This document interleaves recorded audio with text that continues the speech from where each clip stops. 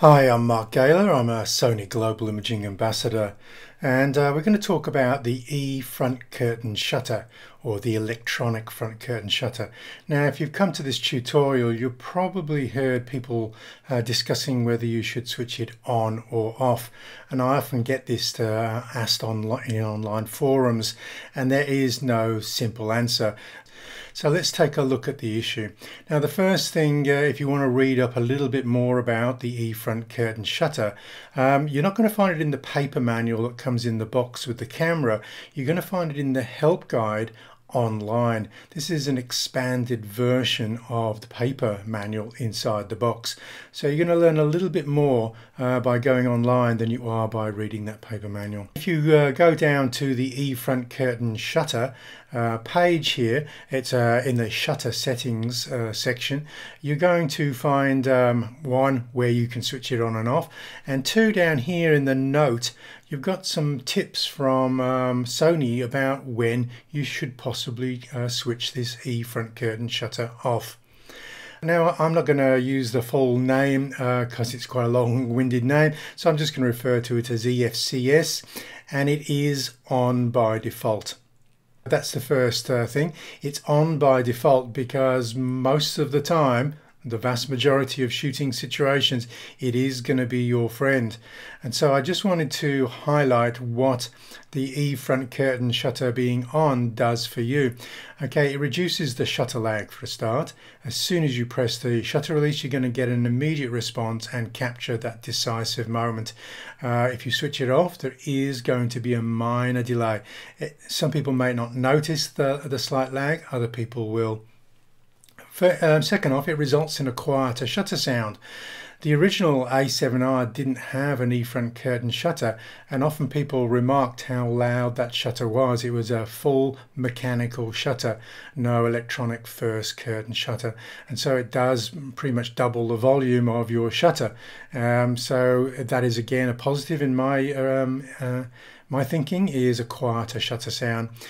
For people who are shooting sports action and using the continuous drive mode, you're going to be finding that you're capturing approximately 20% faster frame rate by leaving the front curtain shutter on.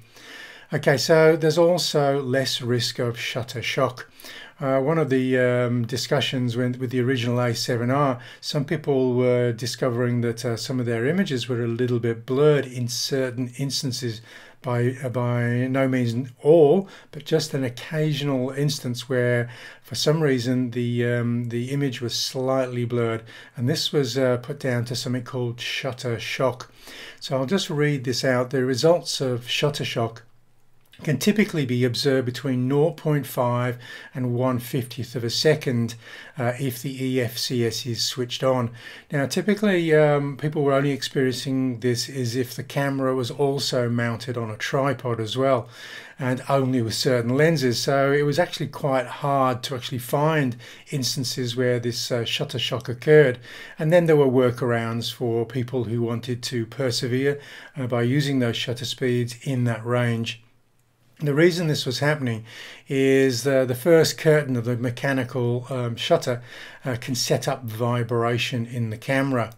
With front curtain shutter, you're still using a mechanical rear curtain, but any vibration caused then is not significant because the exposure is finished. We're more concerned about any vibration set up in the camera, maybe on a slightly longer exposure by that front curtain. And so having an front curtain, electronic version of that mechanical shutter results in no vibration, and so this is why it's a big advantage for those slower shutter speeds. So if front curtain shutter is switched off, the camera will have to close its first curtain and then reopen it. Now, that may not make a lot of sense, but because we've got constant live view, there is no mechanical shutter that is parked in front of that sensor like there is in the DSLR, where if you take the lens off a DSLR and pop the mirror up, you'll be looking at not the sensor, but the shutter mechanism. If you take off the lens of a mirrorless E-mount camera, you're going to be looking directly at the sensor. And the reason for that is that first mechanical shutter is already out of the way.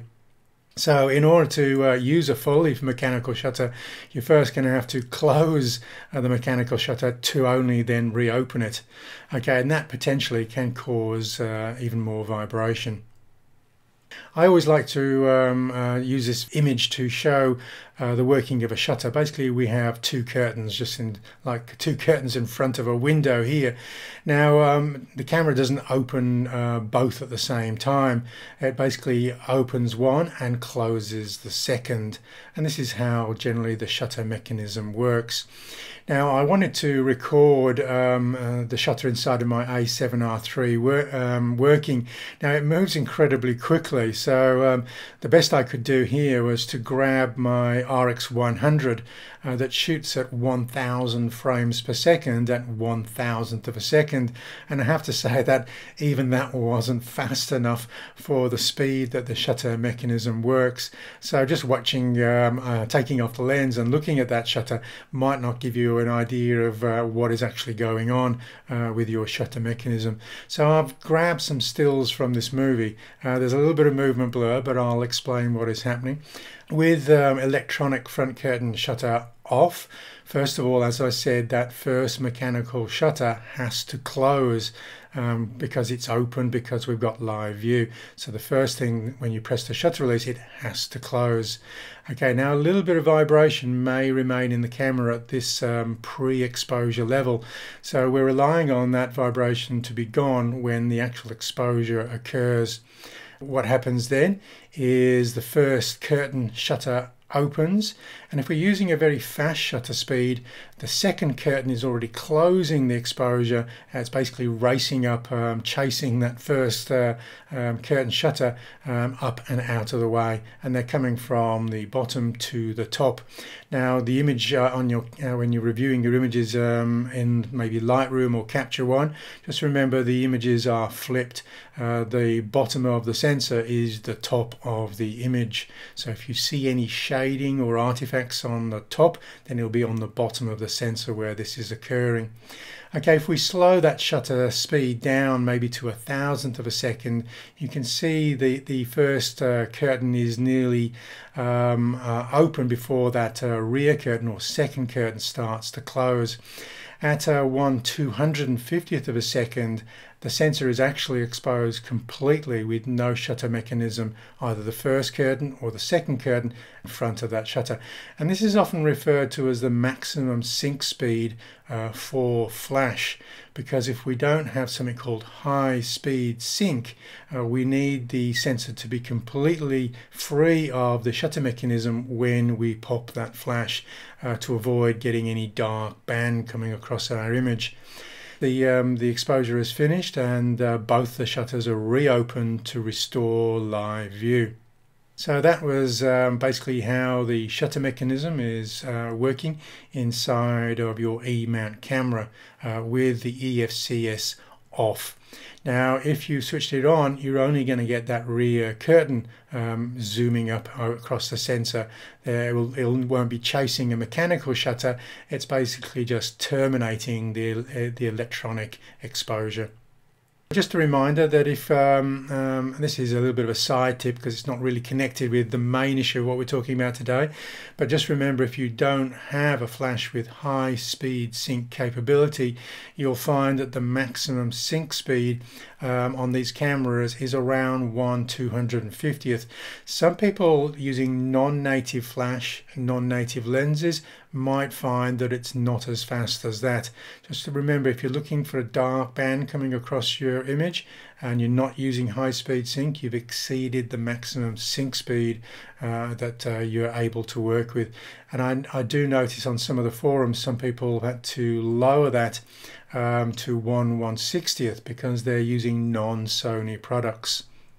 So the visual problems you're looking out for electronic front curtain shutter, this is actually outlined in the manual, but I've just shortened this for you now, is possible distortion of bokeh, that's the outer focus background, and possible uneven exposure across the frame, and that is partly due to those mechanical shutter blades coming across the sensor surface.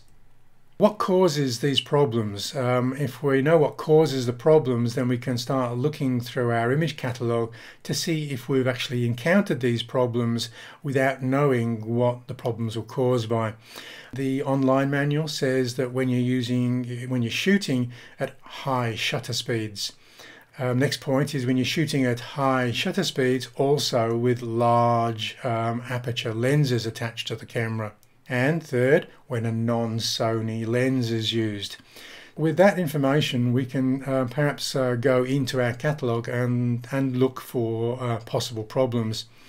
I would recommend, first and foremost, you only switch the electronic front curtain shutter, EFCS, off if you can find some of these problems, because as I said, EFCS is actually your friend in most instances. Let's take a look. If you do encounter or find some of those problems, let's just look about where you would actually switch this off. So on a third generation Sony camera, you're going to come over to that second camera tab. I found it on the shutter steady shot page 4 on this particular camera. And the first off is if you've got silent shooting, that's the fully electronic shutter switched on, then you're going to find the E front curtain shutter option is grayed out, so you can't switch it on or off.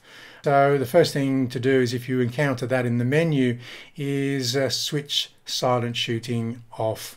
Then you'll be able to see the E front curtain shutter options on or off. You'll be able to go into that menu and switch it off. Now, one of the problems of switching it off in the menus is there's actually no fast track to actually switching this feature on and off. You can't set it to the function menu. You can't set it to a custom button. So if you're working with a third generation Sony camera, the fastest way to access it, if you can't remember what page it's on in the main menu, is simply to add it to a menu item in the My Menu settings. So what you would do is you'd just come down to Add Item, look for the E front curtain shutter option. On this particular camera, it's on page 18 in the shutter steady shot options there, and then you can choose that as an option and place it in your My Menus wherever you like. You can change its position or order or ranking depending on how often you use this setting.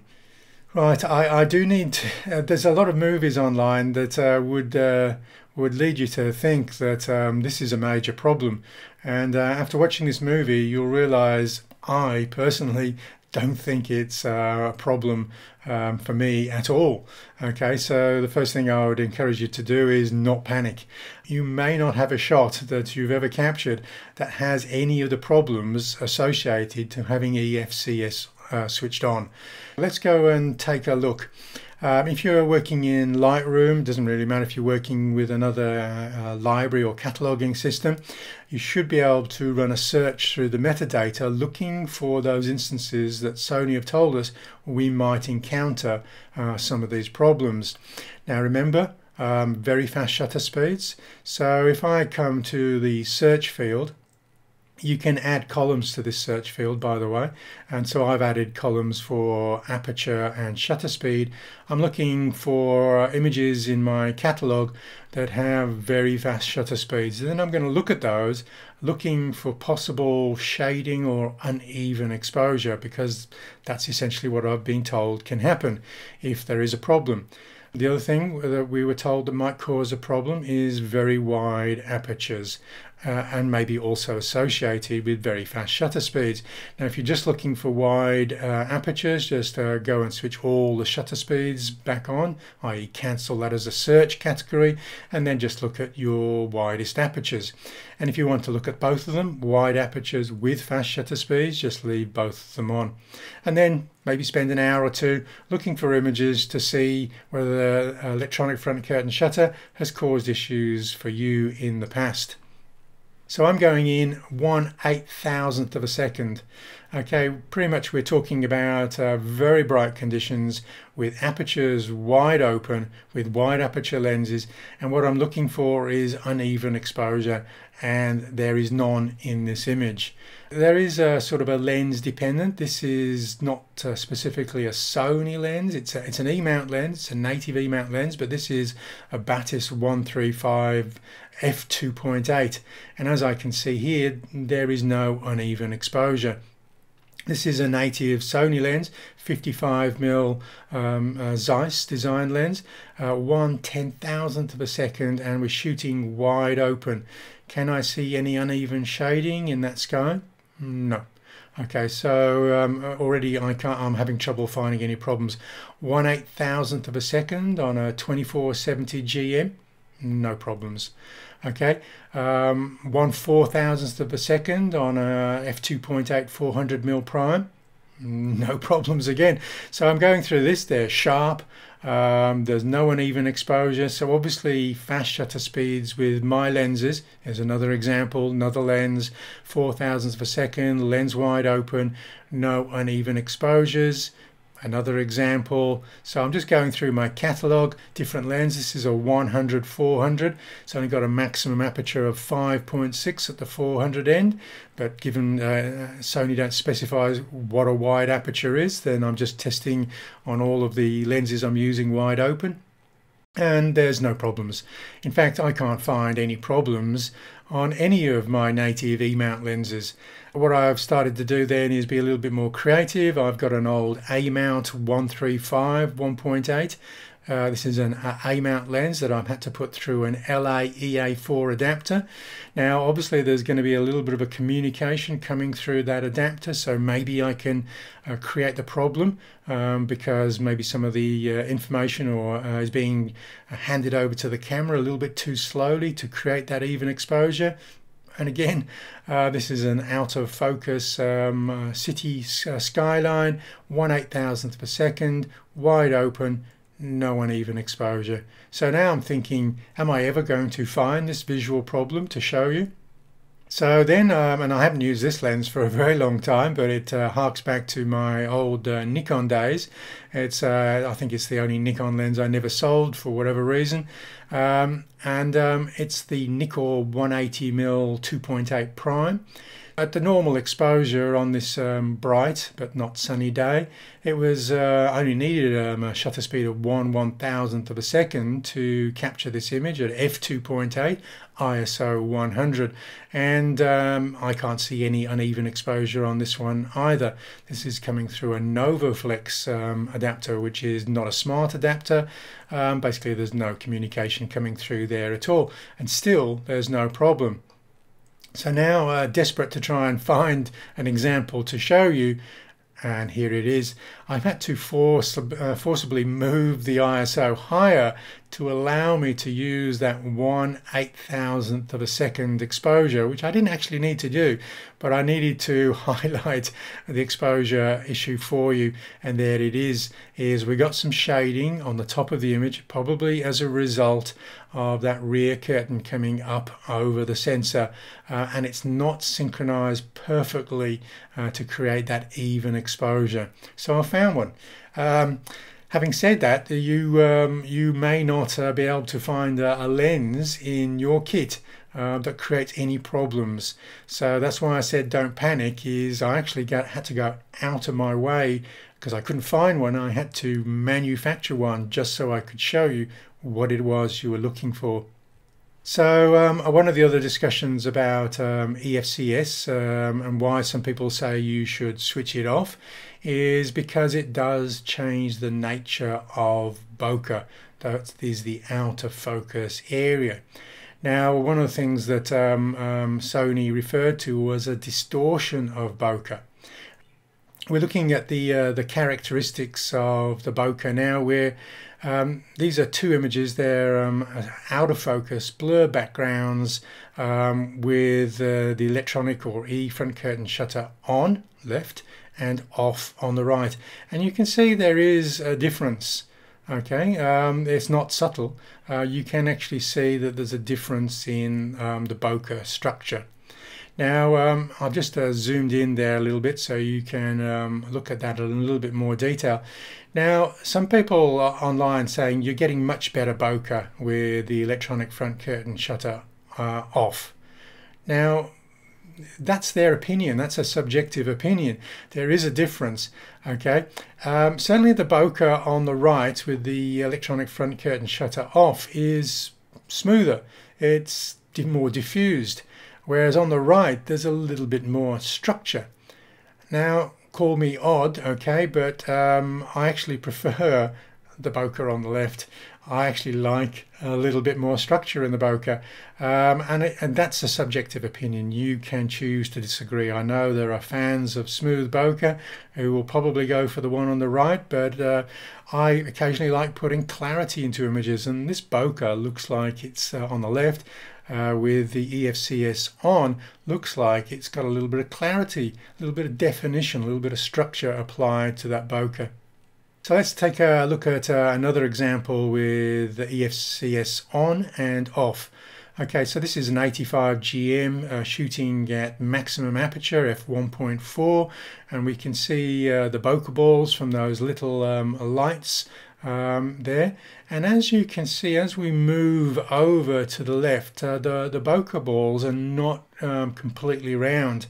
So is this what Sony are referring to distortion, bokeh distortion?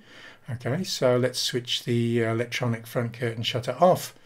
No, it doesn't actually improve the look of those bokeh balls. The structure of the bokeh changes slightly, but those bokeh balls from the lights that are shining are still not perfectly round at the edges of the frame. Now this is often referred to as cat's eye bokeh, and Sony will often refer to this as vignetting of the bokeh. So this is not really a result of the EFCS being on or off. Now, if you've noticed this cat's eye bokeh previously and you're going, I actually would prefer that to be completely round, I actually don't like the cat's eye, this is a subjective call again, then Sony actually make a lens that will retain a completely round bokeh at the edges of the frame if that's what you prefer. Now it needs a specialist lens design to do this, okay, and what you would be looking for is the 100mm STF lens. It's a GM lens, and as you can see from that comparison, if you prefer the bokeh round, then you'll prefer the bokeh on the left, the STF lens. Now I'll put a link in the info section below. There's a great page I found discussing the nature of bokeh and how to change the look of bokeh.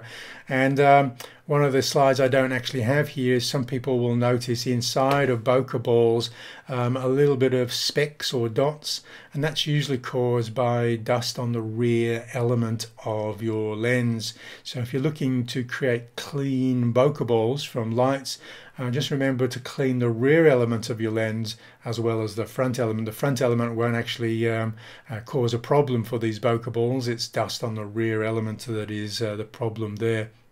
So if you're wanting to look at 100 STF lens in a typical sort of working environment, I reviewed this lens on a rainy day in Melbourne, and you can see that beautifully smooth bokeh now, good figure ground separation, and some people love that.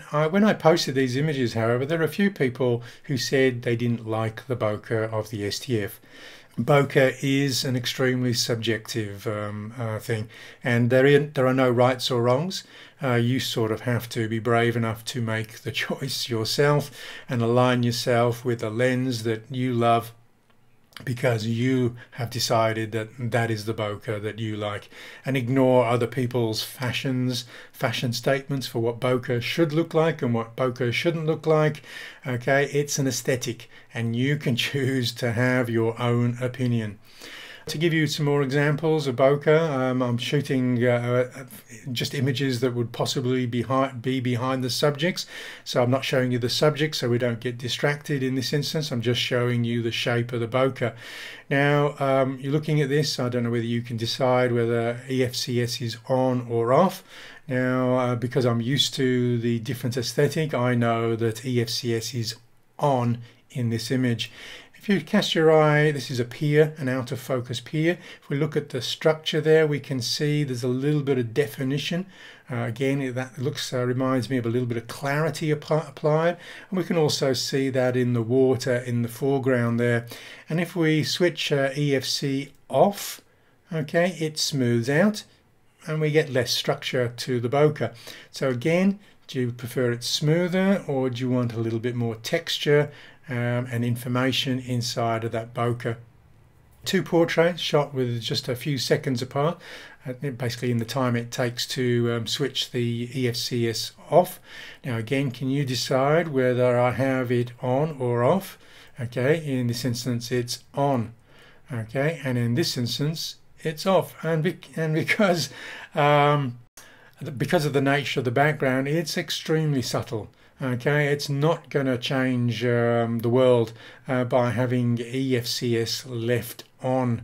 If you've been leaving it on and you've been made to feel guilty that you hadn't switched it off because you didn't know it was an issue, hopefully these images are showcasing that it's one, quite subtle, and two, it's not going to change your world or turn it upside down by suddenly deciding to switch it on, leaving it on or deciding to switch it off. Okay, in this one, the EFCS is on. Okay, still good figure ground separation. I'm shooting this with an 85mm at 1.4. Presumably the shutter speed is also very high, and in this one it's off. Okay, those highlights are a little bit smoother on the cruise liner in the background. Okay, it's really quite subtle. I think you would possibly agree, unless you've got a real eye for bokeh. Okay, another example. In this instance, it's on. A little bit easier to detect on this one when it goes off.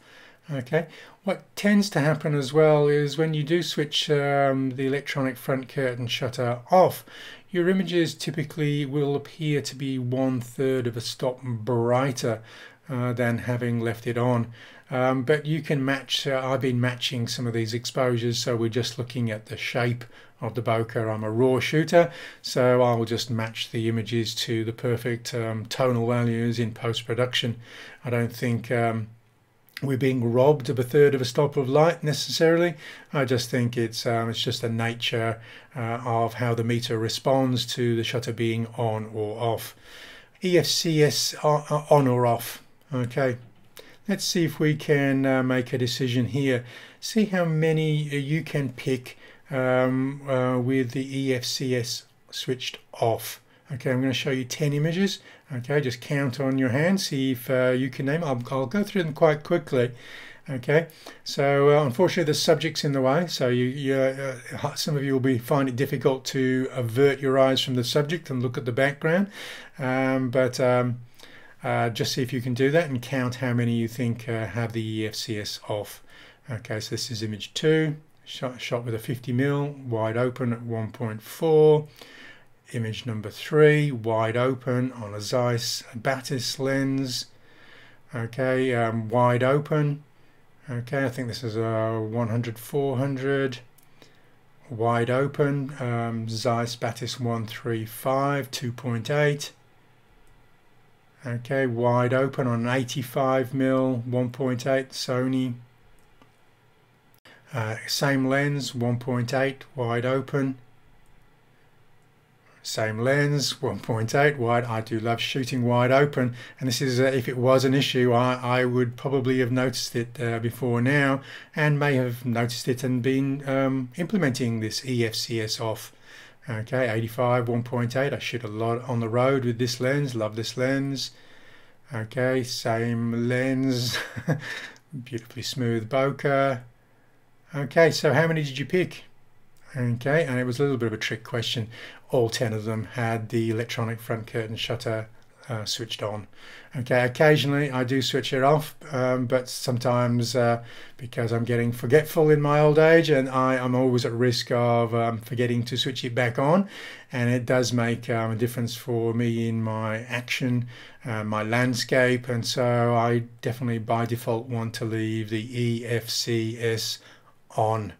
Okay, so hopefully you've looked at that and you're thinking, wow, what are a lot of people complaining about online or getting super agitated about, because for many Sony users using Sony lenses, it's a real non-issue. If you do have some adapted glass, you may want to just test that at the fastest shutter speeds to see if you're getting a problem. To be honest, the amount of times you're going to be shooting at 4,000, 8,000th of a second wide open is going to be limited. When I was looking through my catalogue, I realized how little I actually do it. When I showed you that problem at 8,000th of a second, it was barely noticeable at 2,000th of a second and gone at 1/1000th. Okay, so do your own testing. If you've enjoyed the information here, just give me the thumbs up, subscribe if you haven't already, share it with your friends. Head over to markgaylor.com, my website. Loads of information to support the Alpha community. If you value my work with the Alpha community, make a very small donation because that'll keep me going. And thank you for listening.